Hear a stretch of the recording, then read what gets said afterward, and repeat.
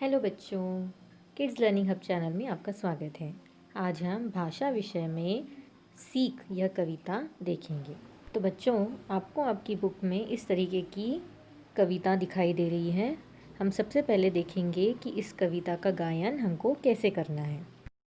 सीखो फूलों से तुम बच्चों, कांटों में भी मुस्काना।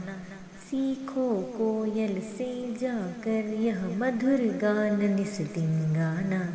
सीखो नदियों और झरनों से तुम आगे बढ़ती जाना। ऊपर आफत आने पर भी कभी न मन में घबराना। सीखो पानी से जाकर कैसे मित्रों को पाना, और कैसे उनकी रक्षा में स्वयं जूझना मर जाना।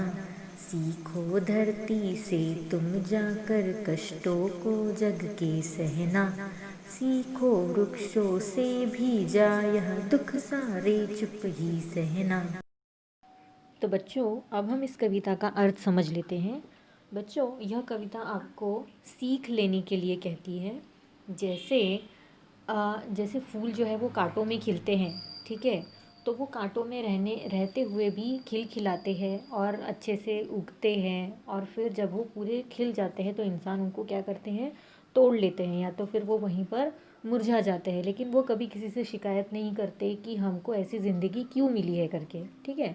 उसके बाद कोयल से यह सीखना है हमको कि मधुर गान कैसे गाते हैं। जैसे कोयल जो है उसकी आवाज़ बहुत मीठी होती है बच्चों, और उसका जो रूप है वो दिखने में बहुत ज़्यादा कुरूप होता है, मतलब वो काली होती है, ठीक है। लेकिन उसको अपने कालेपन से बिल्कुल भी शिकायत नहीं होती है, ठीक है। तो उनसे हमको क्या सीखना है कि मुश्किलें कितनी भी आए हमको हंसते रहना है, हमें हंस कर सामना करना है। और कोयल से हमको क्या सीखना है कि इतना जो हमारे में बुरी चीज़ है उसको ना देखकर जो हम में अच्छी चीज़ है उसको लेकर आगे हमको बढ़ना है, ठीक है।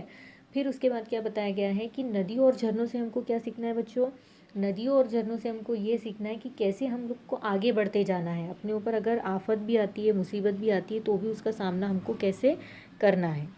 इसके साथ ही पानी से हमको क्या सीखना है कि कैसे अपने मित्रों को पाते हैं, ठीक है। जैसे पानी जो है इधर उधर से बहकर अब जहाँ से पानी बह रहा होता है वहाँ पर जाकर मिल जाता है, और उनकी रक्षा में स्वयं जूझना मर जाना, मतलब हम लोग को ज़रूरतमंदों के भी काम आना है।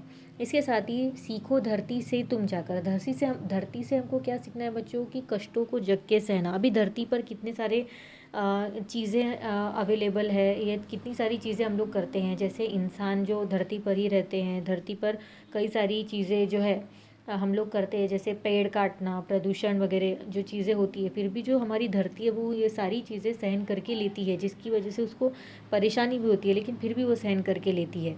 और उससे हमको क्या सीखना है कि हमको अपनी जो कष्ट है, हमको जो अपनी तकलीफ़ है उसको हंस कर सहना है, ठीक है।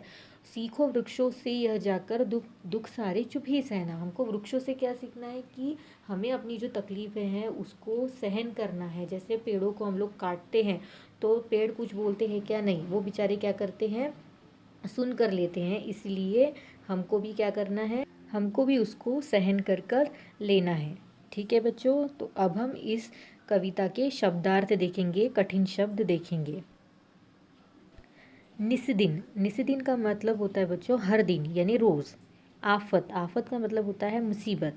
घबराना, डरना, डर जाना। जूझना यानी सहन करना, जो तकलीफ़ें होती है उसको सहन करना। और कष्ट का अर्थ होता है तकलीफ़। ओके बच्चों, तो मैं ये आशा करती हूँ बच्चों कि आपको ये कविता पसंद आई होगी। आप जैसे मैंने इसका गायन किया है वैसे आप भी इसका गायन करें। साथ ही साथ मेरे इस वीडियो को लाइक करें, कमेंट करें, शेयर करें, और मेरे चैनल को सब्सक्राइब करें, और बेल आइकन को दबाएं ताकि नोटिफिकेशन आपको मिलती रहे। Thank you.